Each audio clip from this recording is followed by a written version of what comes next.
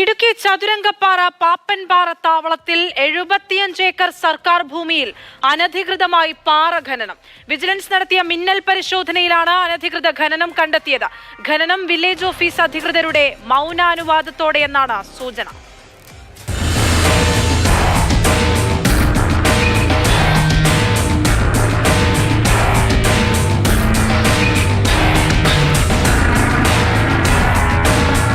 ഉടുമ്പൻചോല സ്വദേശിയുടെ സഹായത്തോടെ പാലാ മൂവാറ്റുപുഴ സ്വദേശികൾ ചേർന്നാണ് സർക്കാർ ഭൂമി കയ്യേറി പാറ ഖനനം നടത്തിയത്. മുൻപ് റവന്യൂ സ്ക്വാഡ് നടത്തിയ പരിശോധനയിൽ പാറകടത്തിന് ഉപയോഗിച്ച വാഹനങ്ങൾ കണ്ടെത്തിയിരുന്നു. 12 ലക്ഷം രൂപ പിഴ ചുമത്തുകയും ചെയ്തതാണ്. എന്നാൽ രാഷ്ട്രീയ സമ്മർദ്ദത്തെ തുടർന്ന് വാഹനങ്ങൾ അധികൃതർക്ക് വിട്ടു നൽകേണ്ടി വന്നു. പിഴത്തുക ഇതുവരെ ഒടുക്കിയതുമില്ല.